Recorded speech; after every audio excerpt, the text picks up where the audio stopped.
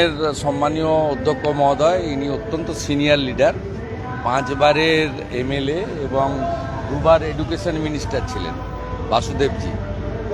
তাতে ইনি আমার সঙ্গে মিট করতে চেয়েছিলেন, আমিও মিট করতে চাইলাম। উনি আমাদের অতিথি এবং ভারতীয় জনতা পার্টির একজন বলিষ্ঠ নেতা। আমি ওনাকে অধ্যক্ষ হিসেবে পশ্চিমবঙ্গ বিধানসভায় যা যা এই স্পিকার করেন সেগুলো একটু কাগজ সহ দিলাম। এক হচ্ছে অষ্টম তফসিলি যে 10th শিডিউল আছে, দলত্যাগ বিরোধী আইন, 11 সাল থেকে মোট 51 জনকে সুইচ ওভার করিয়েছে। এরা বিজেপির করিয়েছে, কংগ্রেসের করিয়েছে, সিপিএমের করিয়েছে, ফরওয়ার্ড ব্লকের করিয়েছে, আরএসপির করিয়েছে, এমনকি গোর্খা জনমুক্তি মোর্চারও করিয়েছে। একটাও 10th শিডিউলের এখানে কার্যকর উদাহরণ নেই বলেছি। আমি বলেছি আপনার তো বিরোধী নেতা হচ্ছেন সচিন পাইলট, কতগুলো স্ট্যান্ডিং কমিটির চেয়ারম্যান দিয়েছেন? উনি বললো অনেকগুলো আছে প্রপোর্শনালি। তাহলে এখানে একটা স্ট্যান্ডিং কমিটি বা হাউস কমিটির চেয়ারম্যান বিরোধী দলকে দেওয়া হয়নি। আমি ওনাকে জানতে চাইলাম আপনার পিএসসির চেয়ারম্যান কি? বললো পিএসসির চেয়ারম্যান এলওপি। আমি বললাম প্র্যাকটিস কি আছে? না এলওপি হন অথবা এলওপি মনোনীত কোনো লোক হন। আমরা এখানে এলওপি ডক্টর অশোক লাহিড়িকে মনোনীত করেছিলাম। এখানে চেয়ারম্যান করেছেন সুমন কাঞ্জিলালকে, যাকে কিছুদিন আগে মমতা ব্যানার্জি তার বাড়িতে মিটিং করেছিলেন। সেখানে একটা প্রেস কনফারেন্স করেছিলেন। প্রেস কনফারেন্স করে ওরা যে লিস্ট দিয়েছিল তাতে দেখবেন চা বাগানের কমিটি মলয় ঘটকের নেতৃত্বে, সেই কমিটির মধ্যে সুমন কাঞ্জিলাল ছিল পদাধিকারী, তিনি পিএসসি চেয়ারম্যান। বুঝতে পারছেন কি অবস্থা? তারপর লাস্ট যে মোশনটা, যেটা আমি এর আগে ওম বিড়লাজিকে পাঠিয়েছি এবং জগদীপ ধনখড়জিকে পাঠিয়েছি, এই বিমান বন্দ্যোপাধ্যায় অধ্যক্ষের কীর্তি, 26শে নভেম্বর যেদিন সংবিধান দিবস থাকে, তিনি একটা রেজুলেশন এনেছিলেন। সেই রেজুলেশনে সাংবিধানিক বডিগুলোকে চ্যালেঞ্জ করেছিলেন। উনি নিজে মন্ত্রী করতে পারেন, এমএলএ করতে পারেন, তারা পলিটিক্যাল লোক, স্পিকার পলিটিক্যাল লোক, কিন্তু চেয়ারটা নন পলিটিক্যাল। তিনি তার নিজে মুখ করা জায়গায় সাংবিধানিক বডি, সেন্ট্রাল এজেন্সির বিরুদ্ধে বলেছেন, সেন্ট্রাল গভর্নমেন্টের বিরুদ্ধে বলেছেন। আমি ওনাকে এগুলো দিয়েছি। এর আগে আমি ওম বিড়লাজিকে এবং জগদীপ ধনখড়কে পাঠিয়েছি। উনি আমাকে অ্যাসিওর করেছেন যে আমাদের মাঝে মাঝে স্পিকার কনফারেন্স হয়। আমি আমার কলিগ স্পিকারদেরকে বলবো এবং আমি লোকসভার স্পিকারকেও, আপনিও পাঠিয়েছেন, আমিও বলবো এই বিষয়গুলো দেশের অন্যান্য রাজ্যের জানা উচিত। আমাদের বিধানসভার অধ্যক্ষ বিমান ব্যানার্জির কীর্তিকলাপ, অসাংবিধানিক কাজ এবং রাজনৈতিকভাবে তিনি যেভাবে তার পদকে কালিমালিপ্ত করছেন, এবং পশ্চিমবঙ্গ বিধানসভায় যারা যারা অধ্যক্ষ উপাধ্যক্ষ হয়েছেন অত্যন্ত রেসপেক্টেড ব্যক্তি। এমনকি আমি হাসিম আব্দুল হালিমের সময় মেম্বার ছিলাম 6, অত্যন্ত উঁচু মাপের লোক।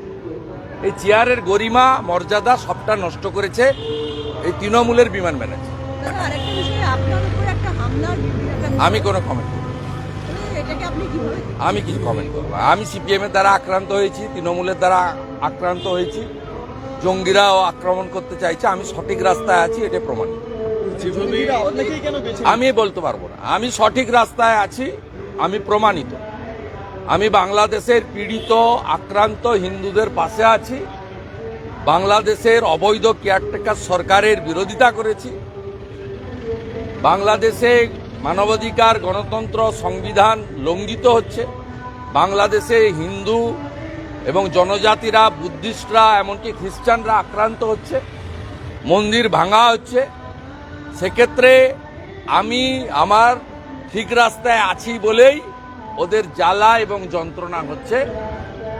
আমি মনে করি এ ডর মুঝে আচ্ছা লাগ রা হ্যায়। কেন আবেদন জানাবো খান? আমাকে তো কেন্দ্র দিয়ে রেখেছে,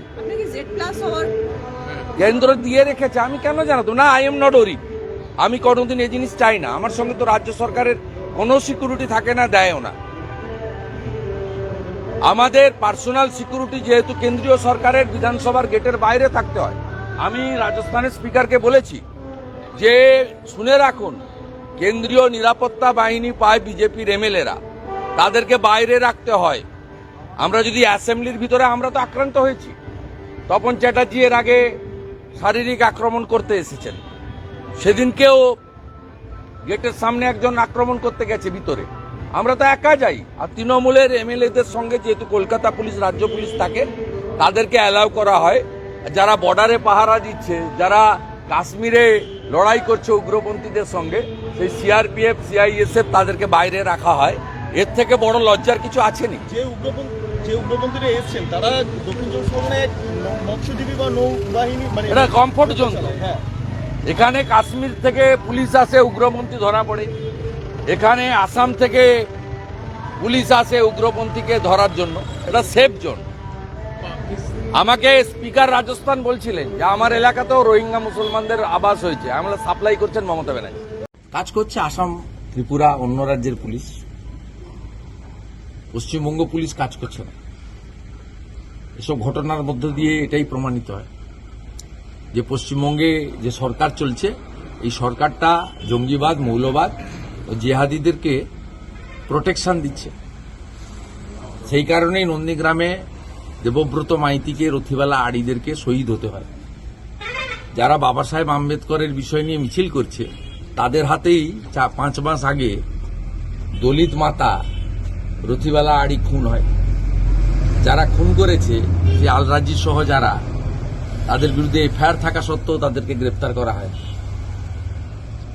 ধৃত এই দুই জঙ্গি ভারতবর্ষের বুকে বড় নাশকতা চালাবে, এইরকম একটা গোপন সূত্রে খবর গেছে অসম রাইফেলসের কাছে। এরা তো বরাবরই চেষ্টা করে এবং এর জন্য আমাদের অনেক জওয়ান শহীদ হয়, অনেক সাধারণ মানুষ ক্ষতিগ্রস্ত হয়।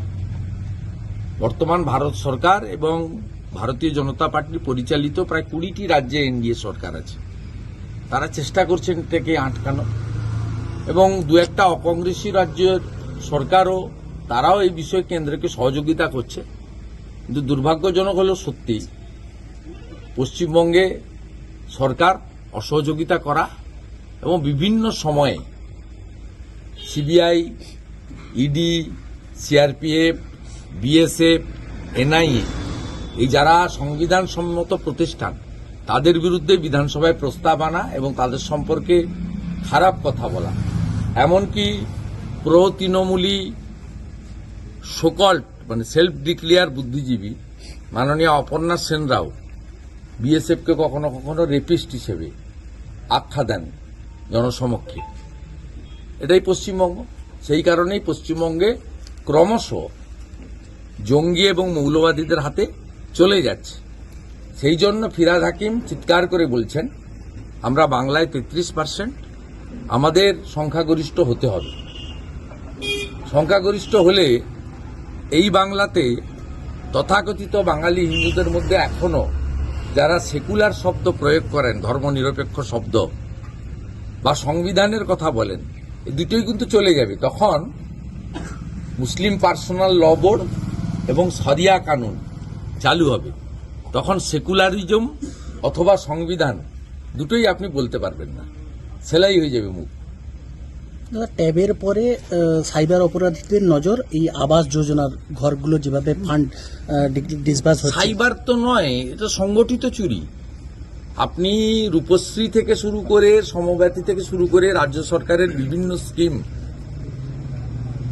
সবগুলোই চুরি হয়েছে, এবং কেন্দ্রীয় সরকারেরও স্কিম, মাইনরিটি স্কলারশিপ শুরু করে মানরেগা। আপনি মানরেগাতে বাংলাদেশে টাকা গেছে, এমন অ্যাকাউন্টে পাঠিয়েছে, এবং পরিযায়ী শ্রমিক বাঙ্গালোর, চেন্নাই, হায়দ্রাবাদে কাজ করেন, তাদের অ্যাকাউন্টে টাকা চলে গেছে। মাইনরিটি স্কলারশিপের সিবিআই হয়েছে, 3টে এফআইআর হয়েছে। নর্থ দিনাজপুরে ম্যাক্সিমাম স্কুল এবং মাদ্রাসাতে মাইনরিটি স্কলারশিপের টাকা চুরি হয়েছে। এবং আপনাদের ভবিষ্যতেও দেখবেন সাইকেল থেকে শুরু করে কত দুর্নীতি অপেক্ষা করছে, যে দুর্নীতিগুলো সামনে আসবে। এটা একটা সংগঠিত অপরাধ। অভিযুক্ত কাউন্সিলর এতদিন নিখোঁজ হয়ে যাওয়ার পরও তারও কোনো খোঁজ পাওয়া যাচ্ছে না, কি মনে হয় পুলিশ কি শুধু জঙ্গিদের খোঁজ পাওয়া যায় না, ধরার ইচ্ছা থাকলে তো ধরবে। যারা কাশ্মীরের জঙ্গি, বাংলাদেশের জঙ্গিদের লুকিয়ে রাখে এখানে, তারা তার দলের কাউন্সিলরকে ধরবে কেন? ধরবে না, ধরার কোনো চেষ্টা এবং ইচ্ছাই নেই। চোর পুলিশ খেলা চলছে। না না, চোর পুলিশের খেলাই নেই, ও আছে, ওটা চাইলে ধরতে পারবে না, হয়নি। অতএব স্বাভাবিকভাবে এখানে আইনের শাসন নেই, শাসকের আইন চলে।